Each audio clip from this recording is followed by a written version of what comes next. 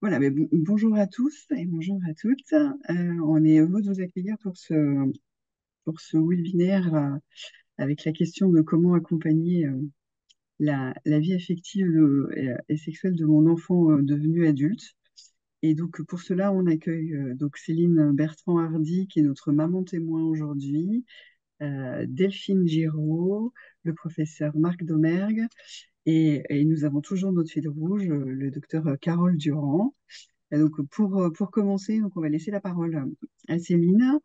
Juste une petite précision pour ce webinaire-là, il n'y a pas de support. Il va y avoir un grand temps, un petit peu d'échange des intervenants autour de leur expérience. Ensuite, on coupera. Céline reprendra la parole pour réintroduire la suite des échanges.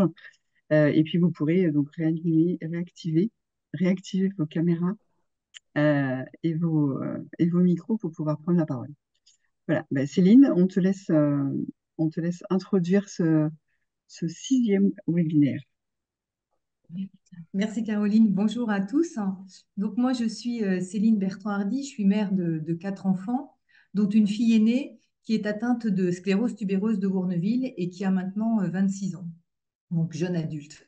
Et la STB, juste pour situer, c'est une maladie génétique d'expression très variable puisqu'elle peut se traduire, soit c'est de simples atteintes dermatologiques, par exemple, des atteintes rénales sans atteintes neurologiques, mais ça peut aussi être associé à une épilepsie plus ou moins sévère et donc aussi des troubles autistiques, des retards de développement plus ou moins importants. Et alors, au sein de la STB, on est confronté à tous les degrés de retard de développement et de déficit intellectuel. Et le thème d'aujourd'hui, accompagner son enfant, donc même adulte, dans sa vie affective et sexuelle, c'est un sujet qui est très vaste en fait, puisque finalement on l'a déjà abordé dans les premiers webinaires, quand on a parlé d'aider nos enfants à développer, à apprivoiser leur corps et à développer des comportements qui soient adaptés. On était déjà dans la préparation, je dirais, de la vie affective et sexuelle à l'âge adulte. Mais aujourd'hui, l'idée, c'était d'aller un peu plus loin en réfléchissant à notre posture de parents, de citoyens aussi, je dirais, sur des questions qui ont des implications éthiques, parce que dans le prolongement de la vie affective et sexuelle, se pose forcément à un moment la question de la parentalité. Et c'est vrai que la société pose un cadre légal, il y a des choses qui sont encadrées, mais il y a beaucoup de choses qui sont possibles, à la fois en matière de contraception, notamment de contraception définitive, mais aussi en matière de procréation avec le diagnostic prénatal ou préimplantatoire et la PMA qui est maintenant ouverte aux femmes seules. Donc il y a des choses possibles, mais chacun reste finalement libre des choix qu'il pose. Et l'expérience que j'ai pu avoir au sein de l'association, à titre personnel, etc., c'est que ces choix posent des questions et que les réponses ne sont pas si simples, pas si évidentes qu'il y paraît. Dans l'association de l'ASTB, on a d'abord réfléchi à la question de la parentalité en rencontrant des jeunes adultes qui n'avaient pas de déficit intellectuel, mais qui étaient en couple et qui se posaient la question d'un projet parental. Et sachant qu'il y a un risque sur deux de transmettre la maladie, la question est pas simple. Et évidemment, ce qui est vrai pour des couples sans déficit intellectuel, c'est encore plus vrai quand la personne, quand l'une des deux personnes au moins, voire les deux, présente une déficience intellectuelle. Et donc l'idée de ce webinaire sur la vie affective et sexuelle des personnes avec un déficit intellectuel est née entre autres à la suite d'une rencontre qui avait été organisée en ligne par la STB pour ces jeunes couples autour du thème quel projet parental quand on a la STB. Moi, j'étais modératrice et j'avais été particulièrement touchée par la présence d'une jeune femme qui devait avoir 25-30 ans, qui était atteinte de STB, qui avait vraisemblablement un petit déficit. Elle n'était pas en couple, mais elle s'était inscrite à ce webinaire et elle était accompagnée de sa mère et elle était engagée dans une démarche de PMA en Espagne. Et j'avoue que ça a suscité beaucoup de questions en moi. Qui était finalement le désir d'enfant de cette jeune femme. Justifie-t-il une PMA? Un droit à l'enfant, jusqu'où? Et puis, quel devenir pour l'enfant ainsi conçu? Qui va élever l'enfant? Est-ce que c'est la mère, la grand-mère ou encore la société peut-être?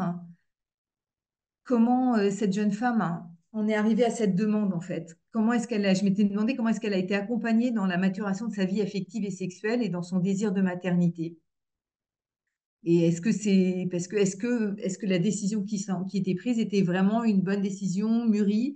Est-ce que c'est ce chemin-là qui la rendra vraiment heureuse? Est-ce que c'est légitime de forcer la nature quelque part pour faire naître un enfant dans ce contexte? Quand quand on accompagne nos enfants handicapés. Finalement, la question, c'est comment je vais accueillir et répondre au désir d'enfant chez mon enfant handicapé. Voilà, c'est un peu la question qu'on voulait approfondir aujourd'hui. Et avant, moi, de vous livrer quelques réflexions à partir de mon itinéraire personnel, donc je vais repasser la parole au professeur Domergue, enfin passer la parole au professeur Domergue et à Delphine Giraud, qui vont nous partager leurs expériences sur ce sujet en tant que professionnels concernés par l'accompagnement d'adultes en situation de handicap. Voilà, je désactive mon micro. Ben, merci, merci beaucoup pour cette introduction qui dit l'essentiel, qui pose des questions qui sont des questions difficiles. Bon, euh, pour partager mon expérience, il faut déjà que je vous dise qui je suis. Donc moi, je suis gynécologue obstétricien, mais un gynécologue obstétricien un peu spécial parce que je ne m'occupe que soit de femmes enceintes, soit de femmes qui envisagent une grossesse et qui ont une maladie chronique, souvent grave, parfois d'origine génétique, souvent une maladie rare et maladie qui parfois aboutissent à une situation de handicap. Depuis, ça c'est quelque chose que je fais depuis 20 ans, et des demandes de personnes déficientes intellectuelles, c'est quelque chose qui est récent. Je dirais peut-être depuis 5 à 10 ans. On était habitué à toutes sortes de maladies graves, mais pas à celles qui induisaient une déficience intellectuelle. Alors, je vais partager avec vous notre manière de raisonner. Euh, Quand on voit une personne qui envisage une grossesse et qui a une maladie, très schématiquement, on a d'abord une réflexion sur quel va être l'effet de la grossesse sur l'évolution de la maladie. Alors bien sûr, la grossesse, ça n'a pas d'évolution sur la déficience intellectuelle, d'effet sur la déficience intellectuelle, mais en revanche, un certain nombre de situations de déficience intellectuelle sont associées à une anomalie cardiaque, parfois des troubles psychiques, parfois une maladie métabolique, et là, il peut y avoir des conséquences, quelquefois très complexes, du stress que représente la grossesse sur l'évolution de toutes ces comorbidités, comme on dit. Et puis, et puis l'autre aspect, c'est bien sûr l'effet de la maladie sur la grossesse, la reproduction, la parentalité. Quelquefois, il y a des maladies qui sont associées à des problèmes de fertilité. Euh, Parfois, il y a des enjeux de médicaments. Je pense aux médicaments psychotropes, aux médicaments antiépileptiques, par exemple. Et puis, il y a l'enjeu de la génétique. Il peut y avoir une transmission de la maladie, et ça peut être d'autant plus complexe que les deux parents ont une déficience intellectuelle, que tous les deux ont des maladies génétiques différentes, et qu'on ne sait pas très bien, au fond, prédire quel va être le risque d'avoir une complication génétique. Euh, voilà pour les aspects, on va dire, les plus simples. Et puis, quand on arrive à la question de la parentalité, là, les choses deviennent extraordinairement complexes. Nous, on a appris je dirais depuis 30 ans, finalement, 30-40 ans, à accompagner des personnes en situation de handicap moteur, avec des déficiences motrices, des troubles sensoriels, des personnes aveugles, des personnes sourdes. Et on s'est rendu compte que ces personnes-là arrivaient à avoir une parentalité qui est plus difficile, mais où on arrive à avoir des résultats très satisfaisants, beaucoup à cause, comme disaient les sportifs, à cause du mental des intéressés, hein, et puis un peu à cause de l'entourage. Bon, dans la déficience intellectuelle, c'est quand même très compliqué parce que quand on est parent, c'est une épreuve, hein. On est parent à 100% du temps, donc c'est fatigant, c'est le jour et la nuit. Il y a des situations d'urgence, il y a des décisions difficiles, il faut sans arrêt anticiper, toutes choses qui peuvent être complexes pour les personnes avec déficience intellectuelle. Et donc, on a l'impression que peut-être il y a un conflit entre deux légitimités, entre deux droits. D'un côté, il y a la notion du droit des personnes en situation de handicap avoir une compensation complète de leur euh, handicap, notamment du handicap euh, dans la parentalité. Et d'un autre côté, il y a, on parlait de droit tout à l'heure, et là c'est garanti par le droit, il y a le droit des enfants à grandir dans un environnement favorable. Voyez que on est tout de suite dans une situation complexe, d'autant plus complexe que la déficience intellectuelle, vous l'avez dit tout à l'heure, c'est une notion extraordinairement variable. Euh, à la fois quand on regarde des choses objectives comme les tests psychomoteurs, mais quand on regarde aussi la capacité d'interaction avec autrui. Des gens qui ont les mêmes tests psychomoteurs peuvent parfois être de très bons communicants et finalement se débrouiller remarquablement bien dans le contact avec des enfants, et d'autres sont de très mauvais communicants. Et ça, c'est encore quelque chose qui n'est pas facile à mesurer. La petite expérience finalement que je peux avoir, parce que personne n'a une très grande expérience de cette situation, eh bien, elle est parfois bonne et parfois moins bonne. Si on commence par les situations qui sont bonnes, ce sont des personnes qui ont des déficiences intellectuelles modérées et puis qui ont un entourage, souvent un conjoint, qui va aider et qui va compenser les difficultés modérées. Et là, finalement, les choses sont extrêmement simples. D'ailleurs, les gens vont demander peu d'aide autour de la parentalité ou des choses pas très différentes des autres. Et puis, quand les choses sont plus mauvaises, il peut y avoir un épuisement de l'entourage. J'ai connu la mère d'une jeune femme qui venait d'accoucher qui s'est finalement suicidée dans cette situation, enfin, dans une situation abominable d'épuisement. Et puis, il y a des mesures de protection de l'enfance qui peuvent être mises en place. Et on peut les voir de deux manières. On peut les voir d'une manière euh, négative, l'impression que l'enfant vous est retiré, etc. On peut les voir de façon positive en disant que dans placement provisoire, il y a provisoire, que dans AEMO, il y a aide à l'éducation, etc. Et puis à l'extrême du spectre, et c'est ce qu'on veut éviter, ce sont des situations finalement qui se terminent par des mauvais traitements pour l'enfant.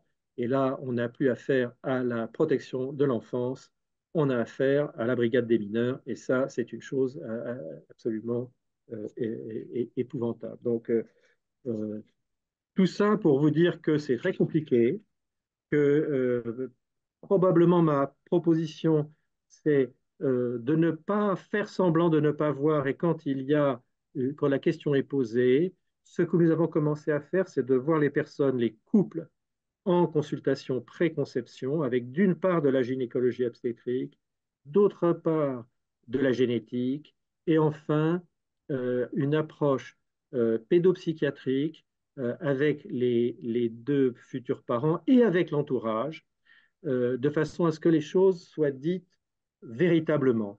Souvent, les personnes en situation de handicap avec déficience intellectuelle disent: mes parents m'ont promis qu'ils m'aideraient jusqu'au bout, quoi que je fasse, qu'ils seraient toujours à mes côtés, etc. Mais c'est un peu une illusion parce que les parents vieillissent, ils mourront un jour et ils sont fatigués et ils ne sont pas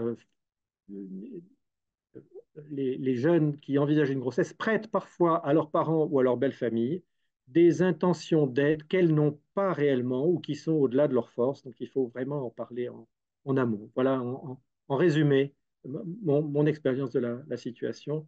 Et je vais laisser parler Delphine Giraud qui, elle, a plus d'idées sur qu'est-ce qui se passe en amont. Parce que moi, en amont. Merci, Monsieur Demergue. Bonjour à tous et à tous.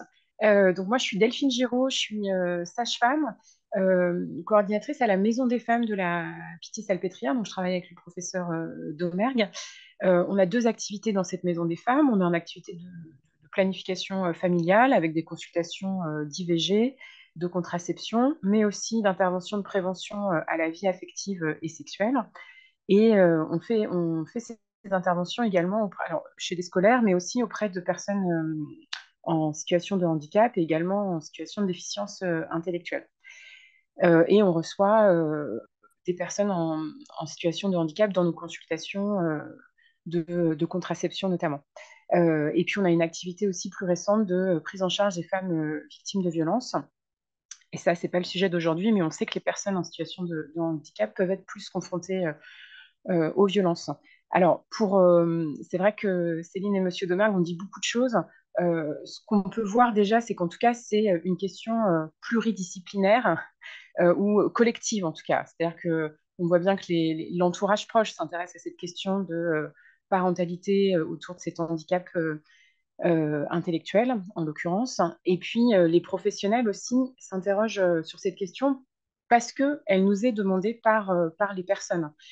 C'est pas nous qui amenons cette question, c'est vraiment les personnes qui viennent avec cette question. Et comme le disait très bien Monsieur Domergue, on a peut-être eu pendant quelques années, ne sachant que faire finalement, ne pas répondre à ces questions et se dire, enfin voilà, passer cette question outre.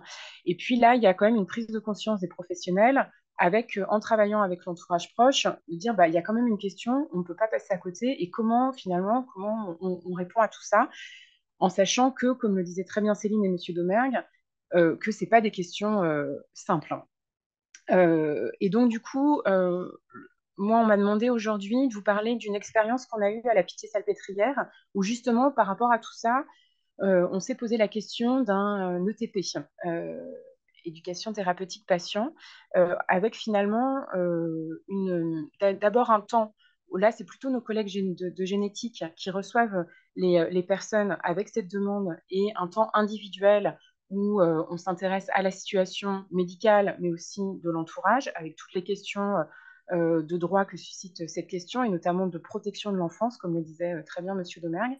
Et puis, une approche en groupe avec plusieurs couples. Alors, ça peut être des femmes seules qui sont demandeuses d'être d'être maman, mais aussi des demandes de couple.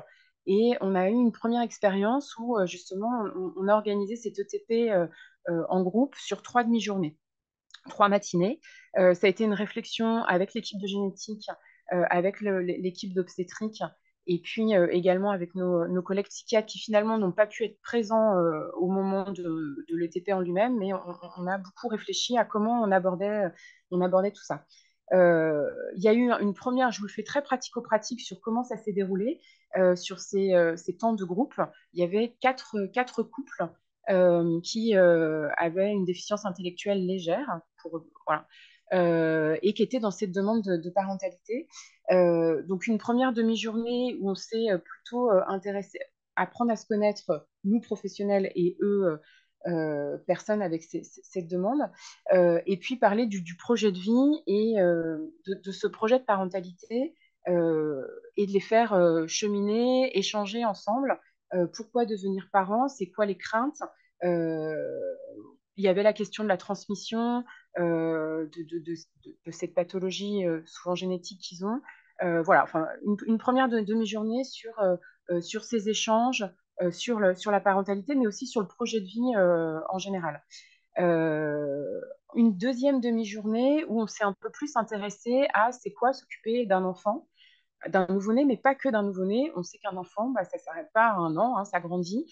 Et finalement, de les faire cheminer sur c'est quoi s'occuper d'un enfant qui grandit, et avec la place de l'entourage, avec cet enfant qui arrive, la petite enfance, l'adolescence.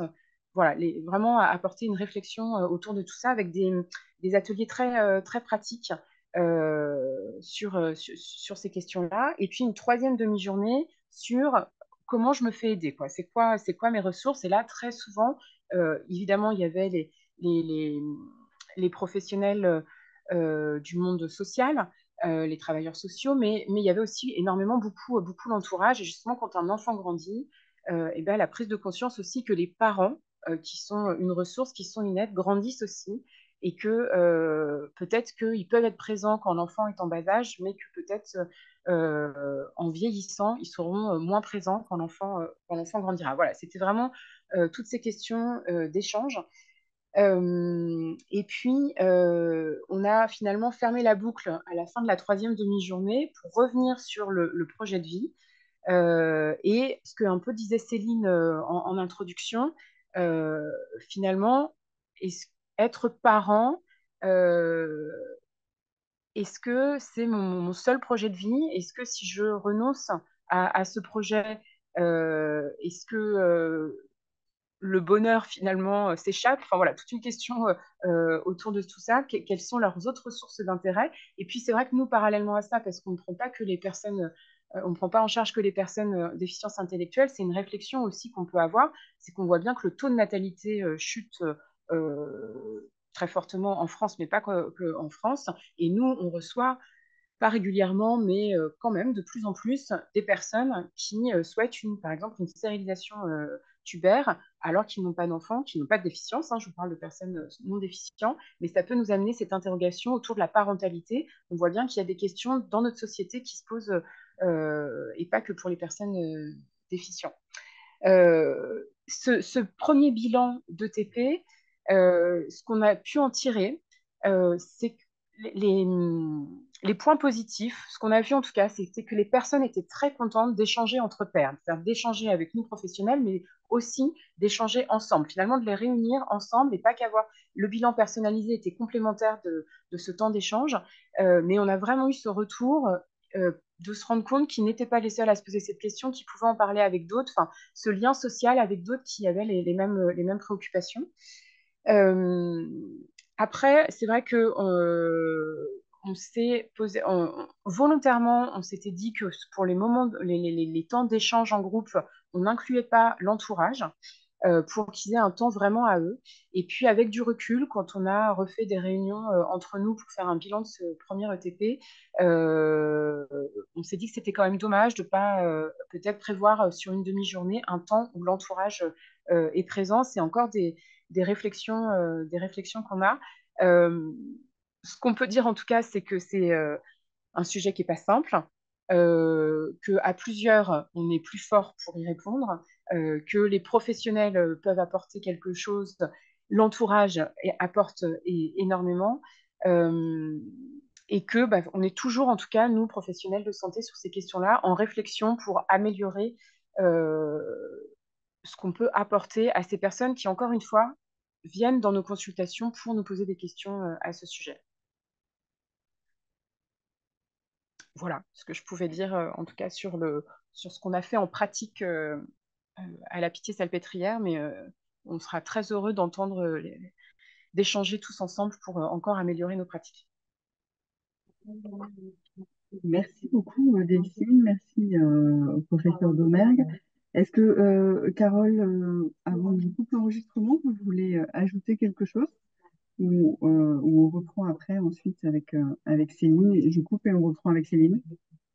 Oui, c'est vrai je rejoins beaucoup de ce qui vient d'être dit et dans l'ampleur des questions, et puis peut-être aussi dans la grande singularité de chaque situation. C'est pour ça que c'est très très difficile de savoir quoi faire ou de savoir comment accompagner parce que chaque situation nous invite à penser les choses de façon très très singulière. Par contre, je trouvais enfin, très intéressant la façon dont les choses ont été dites, avec beaucoup de retenue, beaucoup de pudeur. Et il me semble que on est placé là, nous, en tant que médecins, à une place qui nous revient finalement assez peu. Alors, on peut apporter une réflexion, mais la question de la parentalité, la question du désir d'enfant, elle appartient à chacun dans une histoire qui nous appartient peu. Et quand vous parliez de réunir les parents et les personnes, les couples, par exemple, je me dis que c'est quelque chose, ça, qu'on fait jamais dans la vraie vie. Jamais. Parce que la question de la sexualité et du désir de parentalité, c'est justement ce qui vient signifier notre capacité à s'être autonomisé de nos parents. Et dans l'accompagnement que l'on fait, on accompagne de plus en plus aussi les parents. Et moi, je n'ai pas de volonté de parler de ça en groupe, puisque moi, je suis dans une consultation individuelle, et je vois bien à quel point chacun, de son côté, a besoin de poser ce qu'il pense de cette situation, et avec des arguments très différents. La position de parent n'est pas la position d'un jeune couple qui désire un enfant. Et je trouve très intéressant d'accompagner chacun seul dans sa problématique ou dans sa singularité. Et après, ça ne nous appartient pas de savoir ce qu'ils veulent sans dire entre eux. Et c'est toujours pareil, vous parliez, Madame Bertrand-Hardy, de la posture de parent. Et je trouve que là, nous, on est interpellés, c'est ce que vient de dire Madame Giraud, sur notre posture de soignant. Quelle est notre place? Et je crois que c'est à vous de nous le dire. Voilà, je crois que je m'arrêterai là pour l'instant. Et puis, on reviendra sur la question du désir et sur la question de renoncer. Enfin, là-dessus, moi, c'est essentiellement là que je travaille. Merci On ne beaucoup, peut pas Carole. casser le rêve. Voilà. Peut-être que j'aurais juste envie de dire ça. Rêver sa vie, on l'a tous fait.